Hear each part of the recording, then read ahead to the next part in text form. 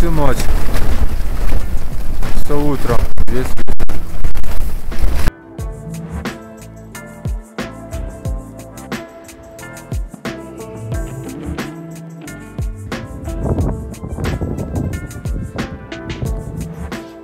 — 18 сентября. Всю ночь дул очень сильный ветер, но в принципе спалось хорошо. Он как такой белый шум, который тебя пару раз и разбудит, но в общем-то не сильно мешает. Утром выпил чайку, шоколадку, собрался, да и начал спускаться. Честно говоря, что-то не понимаю, где Нимс и мой Шерпа. Неужели они потопали вверх? А дорожка вот такая. Очень легко теряется, 2 раза уже сбился. Вот слева идет, она уже явно видна в этом месте. В общем, буду спускаться в Базлах и отдыхать.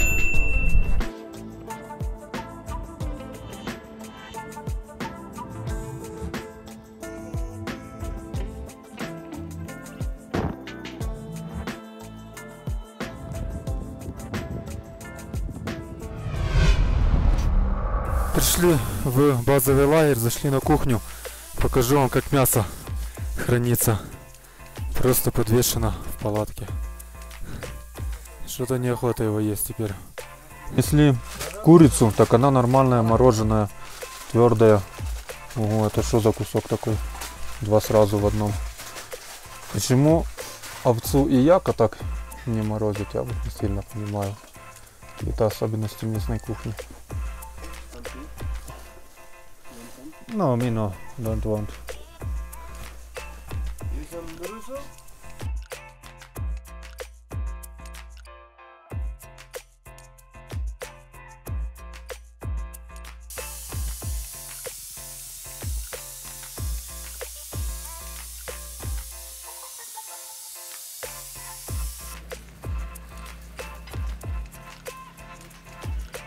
Chicken Caesar.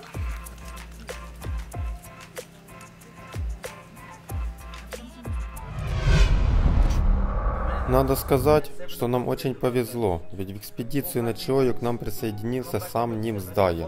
Это невероятный чувак, который поставил перед собой самую амбициозную цель пройти все 14 высочайших вершин мира менее чем за 7 месяцев.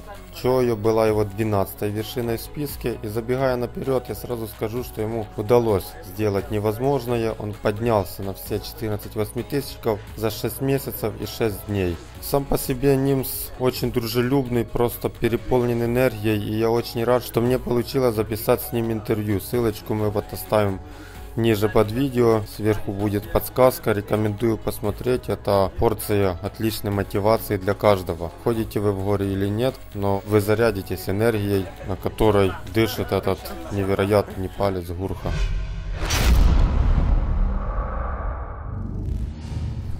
— 20 сентября.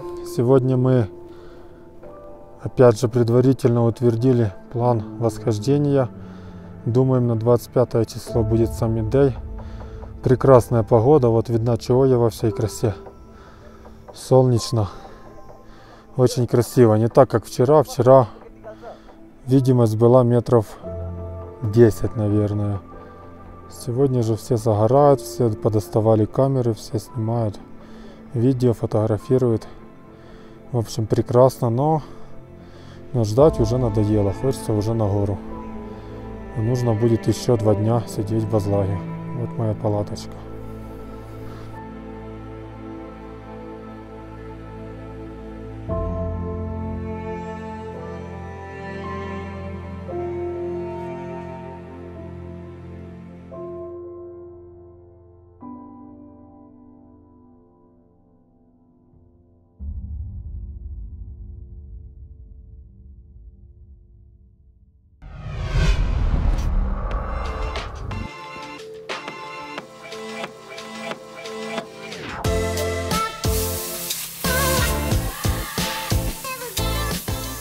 22 сентября. Друзья, наконец-то томительные дни ожидания в базовом лагере закончены, и мы отправляемся в сторону вершины. Сегодня по плану первый лагерь, дорогу к нему вы знаете, сначала по Морене, потом вверх, потом второй лагерь, и 24-го в идеале уже будем на вершине Чоя. Но перед тем, как выходить, сначала мы проведем пуджу с нашим ламой.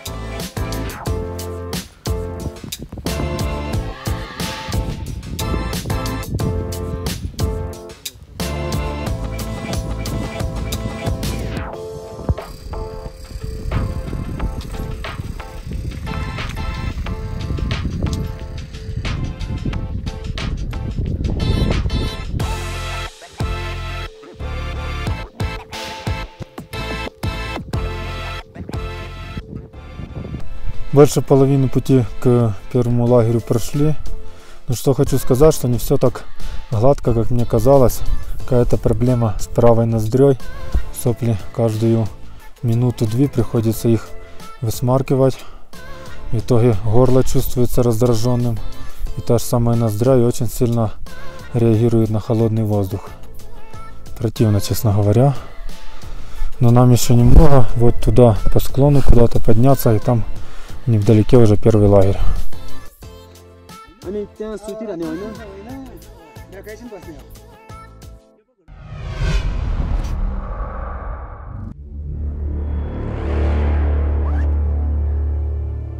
23 сентября, денек выдался погожий, немножко облачно, но тепло, безветренно, в общем прекрасно. Вон сзади видны на хребту, там где-то впереди поднимаются. Вон там Чоя. Оп.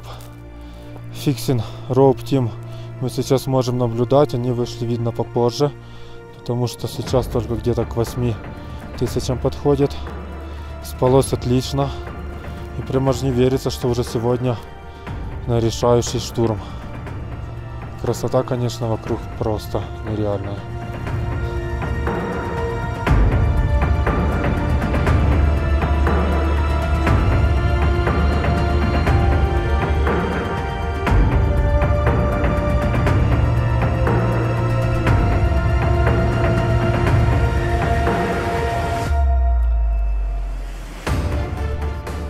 Первый технический участок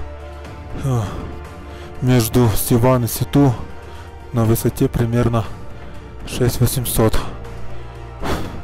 Стояли немножко в пробку, спускаются шерпы китайской команды. Надо сказать, что некоторые из них так обращаются с веревками, как будто бы впервые.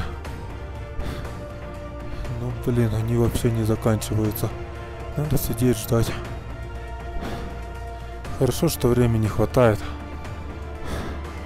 Погодка хорошая, безветренно. Вон, лак подоходит. Красота.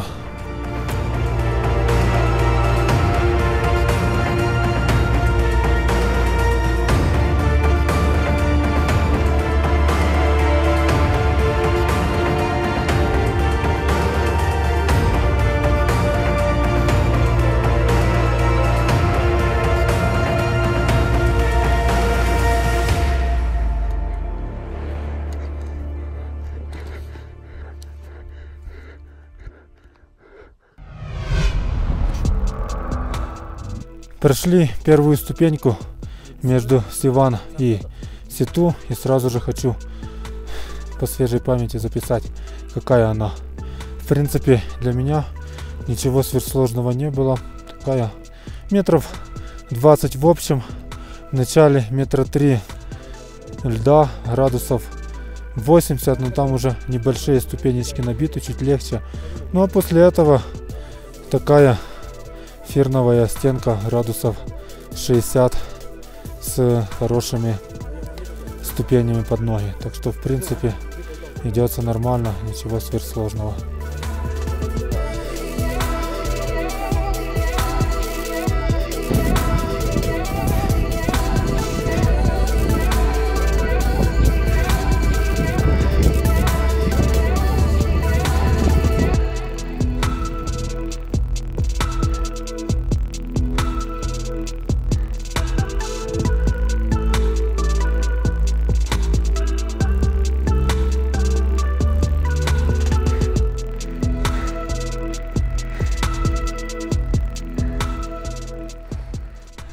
Ну а вот, пожалуй, финальный подъем к второму лагерю. Он находится где-то там вот. Такой участок градусов 40, может 50 даже местами. На солнце это, конечно, сущий ад. Пришли во второй лагерь. Высота 7139. Даже немного выше, чем пик Ленина. Вначале солнце было просто ужасно. Я думал, сожжет нас полностью. Но потом ничего. Затянули облачка на последнем участке. И вот сейчас идет даже снег. Губы слипаются, так сильно пить хочется. Рабочий переход, честно говоря, устал.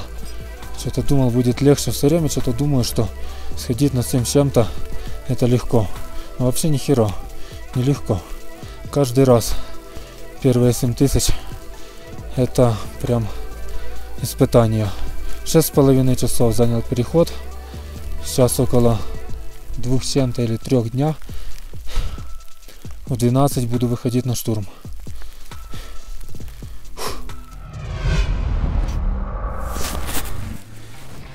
24 сентября, где-то 12-10 ночи. В принципе, удалось поспать пару часов. Самочувствие более-менее нормальное.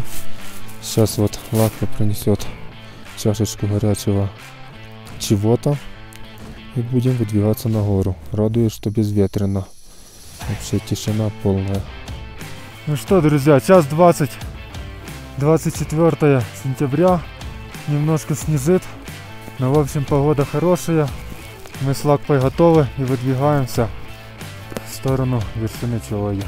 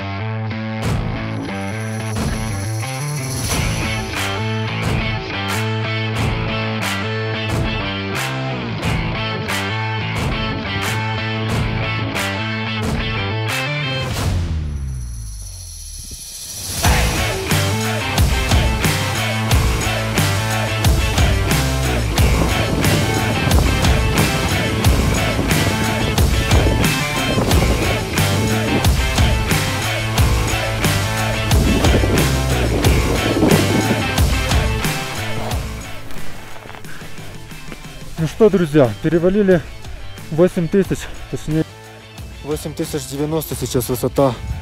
Время 9:30 утра. Конечно, по нашему плану мы должны были быть где-то в 8 уже на вершине. Но мы с Лакпой, вон он в очках отражается, вдвоем на горе, снега куча, но нужно тропить последних метров 170. Я шел первый, до этого большую часть, ну там львиную часть шел он впереди. Сейчас попьем чая, да будем продолжать. Думаю, никуда наша гора от нас не денется. Хотя, как видите, короче, пейзажи такие себе. Иногда туман разойдется, облака внизу откроются, а часто вот так вот затянуто и снежит. Хорошо, мне нравится. Такая рабочая гора получается, прям то, что надо.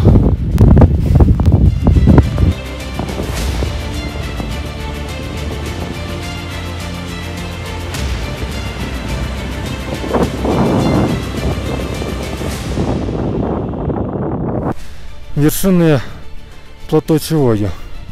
Последние буквально пару сотен горизонтальных метров. Но куда идти, с трудом понятно.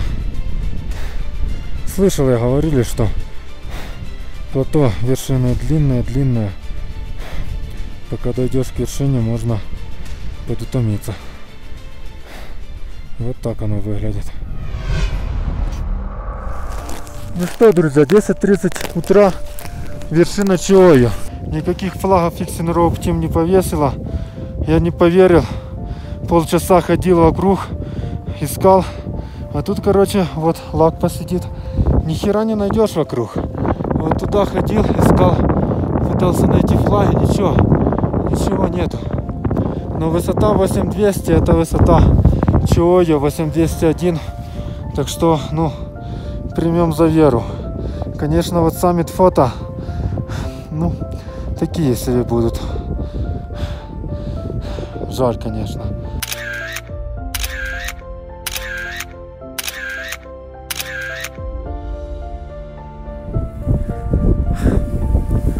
Что, привет, команда Кулуара.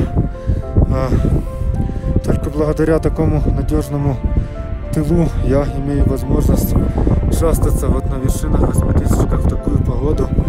Спасибо вам. Спасибо Оксана, Юра, Леша, Ира, Золотареве, Антон с Настей. Яночка, спасибо. Люда, спасибо. Аня, Паша. О, Тимченко, Леша, Ира. Я уже говорил, по-моему. Не сильно что-то не могу запомнить. Жесаны, Саша, Юрочка, Настя Заскальна. Ребята, конечно, погодка у нас тут такая себе. Алина, тоже спасибо. Танюша, наш СММщик. Блин, может, кого-то забыл. Память, короче, что-то у меня вообще не работает. Конечно, забыл.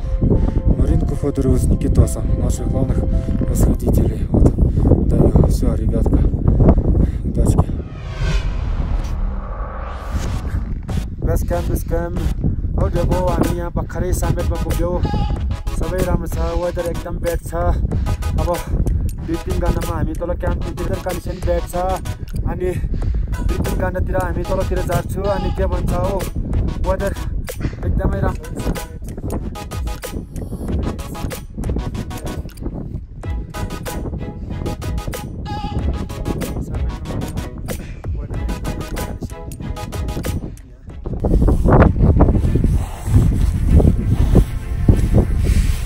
Пальцы немного отмерзают, когда долго снимаю видео.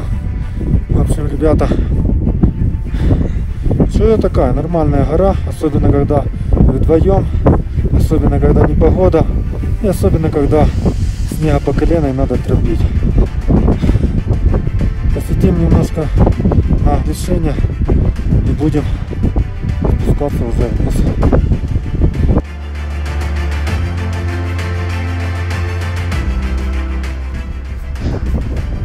Ну что, полчаса посидели на вершине, вот спускаемся, цветы полностью замело, идем так по приборам, говоря, ну, вроде туда, куда надо.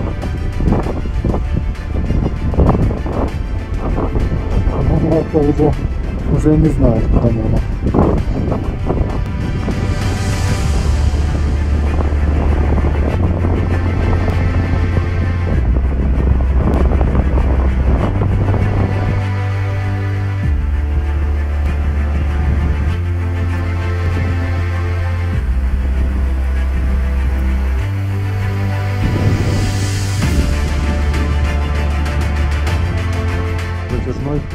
И самый такой сложный во время штурмового выхода на Чою. Хотя ничего особо сложного здесь нет. 1,5 метра камней там есть и все. Попали в разрыв между облаков. Все, весьма красиво. Но фишка в том, что на горе все равно ничего не видно. Вон все затянуто.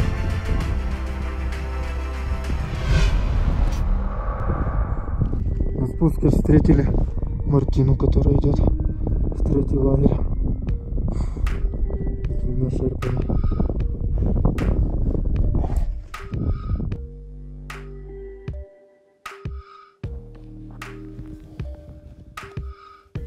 За час до прихода в Базлах Нурбу вышел нас встретить, принес кока-колу, маффины и самое ценное — это яблочко.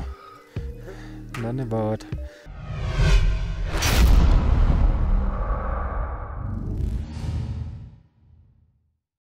27 сентября. Вчера все участники экспедиции вернулись в базовый лагерь. Я же тут нахожусь уже третий день. И самое время подбивать итоги восхождения на Чаоге, шестую вершину мира. Но перед тем, как подбивать те самые итоги, хочу поделиться с вами 3 такими фишечками с этой экспедиции. Первое, это касательно бутылок для воды. Вот у меня перед экспедицией были вот такая классная монтейновская, еще лакеновская жесткая, но проблема этих бутылок в том, что лакеновскую, когда я открываю, постоянно капель 10 воды падает то на спальник, то еще куда-то. Короче, постоянно мокрый. Это меня порядком бесит. Эта бутылочка, казалось бы, всем прекрасна, но несколько раз у меня были проблемы с ней. Намокала во внутреннем кармане пуховой куртки. Во время штурма она протекла и полностью вылилась у меня внутри пуховика. Это было не очень приятно. Замочила мой паспорт. На Килиманджаро она была в рюкзаке, тоже разлилась на фотоаппарат. Тот замерз, я не мог фотографировать на вершине, потому что фотоаппарат был покрыт льдом. В общем, есть проблемы с этой бутылкой. И вот в Тингри, это поселочек недалеко от базового лагеря, я купил какой-то китайский напиток за $1,5. И тут клапан, который при нажатии открывается. И если закрыть пробку, то как ты не жми, ничего не открывается, ничего не капает. В общем, взял вот эту бутылочку, ходил с ней, пользовался ею. $1,5 вместе с напитком. Ни одной капли никуда не пролилось. Я думаю, сейчас на обратном пути куплю себе еще одну такую и буду ходить с такими. Вот такое вот открытие для меня в сфере бутылок для воды оказалось. Второе, это мои кроссовки. Первый раз я в них ходил еще на Манаслу, на восхождение в 2017 году. В этот раз я забыл ботинки с дома взять и взял кроссовки. Но они у меня всегда в Катманду лежат.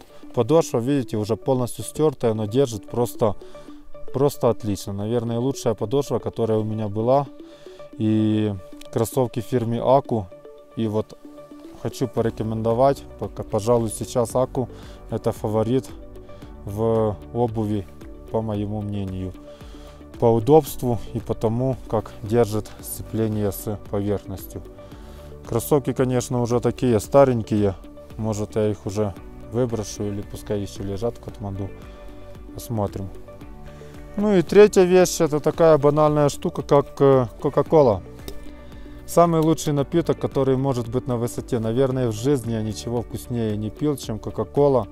Где-то во время штурма или после штурма, когда спускаешься в лагерь на 7000 плюс, делаешь глоток, и такое чувство, будто бы этот напиток тебе ангелы с небес принесли. Он и энергии придает, и очень вкусный. Ну, в общем, дома внизу я ее вообще не могу пить. Но вот на восхождение Кока-Кола вот такая штука, одна из самых лучших.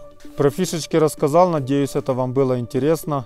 Пишите в комментариях, какие у вас есть интересные, тоже и полезные такие лайфхаки. А теперь пора к итогам экспедиции. Начну с команды. Нас было 4 человека. Харальд и Мартина, это пара с Вены. Харальд смог дойти только чуть-чуть выше первого лагеря. Потом начал чувствовать себя очень плохо и, короче, покинул экспедицию. Не пошел даже на штурм. Мартина сходила на вершину, сходила без кислорода. Summit Day. Штурм вершины занял у нее 13 часов, спуск тоже 4-5. Пришла вчера в базовый лагерь, ну просто невероятно уставшая, она говорить почти не могла, кашель. Короче, очень тяжело ей было, но сейчас уже понемножку оклемывается. Сходила на вершину 25-го и 25-го сходил на вершину Али Сирана. Он сходил с кислородом, в принципе ничего там особенного не было. Сходил, это уже его 4-й 8000-ник, хотя экспедиций у него уже штук 8 или 9. Мартины, по-моему, это 12-я или 11-я экспедиция в принципе на 8000-нике. И 4-я экспедиция на Чаою, но тем не менее всего 2 8000-ника у нее теперь, Манаслу и Чаою. В Али же 8000-ников 4. Интересная история про Эверест. Он был на Эвересте в 2014 году. когда лавиной засыпало шерпов на ледопаде Кхумбу и восхождение закрыли. Был в 15-м, когда лавина сошла на базовый лагерь, было сильное землетрясение и тоже восхождение закрыли. И вернулся в 16-м и таки сходил на вершину. Вот так вот настойчиво с 3-й попытки. Что касается меня, честно говоря, отправляясь в экспедицию на Чиою, я ничего особо не ожидал. Ожидал, что будет не тяжело, я так себе спланировал, потому что Чиою считается одним из самых легких восьмитысячников. Но на самом деле легкий — это слово по отношению к восьмитысячнику, такое себе. Легких восьмитысячников в принципе не бывает. Всегда будет тяжело, и дни ожидания, штурмовые дни, это всегда напряжно. Легкий может быть по отношению к другим восьмитысячникам, и по отношению к другим Чиою действительно не тяжелая вершина. Как по мне, она немножко тяжелее, чем Манаслу. Манаслу пускай есть трещины, есть какие-то более технические моменты, где-то на переходе между первым и вторым лагерем. На Чиою всего этого нету. Ни одной трещины нету. Но зато штурмовой день на Чиою намного более крутой, чем на Манаслу. И, пожалуй, более тяжелый. Тем более в тех условиях, когда мы были, мы поднимали с Лакпой вдвоем 24 числа. Двое вообще на горе. Это, конечно, прекрасно. Но во время штурма у меня даже возникали сомнения, зачем я придумал эту штуку идти 24-го. Можно было идти 25-го со всеми подряд. Но после того, как ребята сходили, я понял, что в принципе сделал правильно, что мы пошли 24-го, потому что вдвоем на горе быть — это круто, это совсем другие ощущения, хотя и работы, конечно, тоже намного больше. Но 25-го погода была точно такая же, как у нас. На вершине видимость метров 10-15, вообще ничего не видно. Возле нашей одной палочки, которая была, группы, которые поднимались, поставили еще одну, натянули пару флажков. Вот в принципе и вся вершина получилась такая. Я ожидал чуть побольшего от самой вершины. Посмотрим. Может, если бы было бы ясно и были бы пейзажи, было бы красивее. В общем, экспедиция я доволен. Все прошло хорошо, все ожидаемо. Получилось спуститься в тот же день в базовый лагерь после восхождения. В сумме день получился у меня 17 рабочих часов. В принципе, подустал нормально. Хотя вроде себя чувствовал хорошо, но кушать не мог, съел только полпорции долбата. И спать потом не мог, 4 часа не мог заснуть по приходу в лагерь. Хотя казалось бы, ночь-то не спал. А это признаки такой уже повышенной усталости. Что еще добавить про гору? Трековой части особо нет. Подъезд к китайскому базовому лагерю на машинах. Дальше немножко пешком, но это всего 2 дня. Гора сама по себе красивая. Все мне в принципе тут нравится. И единственный минус Чиою то, что она находится в Китае и стоимость 20 плюс тысяч получается. Дешевле сходить на непальский какой-то восьмитысячник или на пакистанский. А так, конечно, можно было бы ходить. Но зато народа из-за цены тут тоже немного. Вот такие вот дела. Если сейчас на Манаслу там под 300 человек, то на Чиою тут 50 всего. Хотя горы сопоставимые по сложности. В общем, кто надумает, приезжайте. Это классная гора. Она подарит вам много интересных и красивых впечатлений. Я надеюсь, что погода будет получше, чем у нас. Ну и, конечно, не забывайте подписаться на канал, оставляйте комментарии. И до скорых встреч, дальше будет интереснее. Все, пока.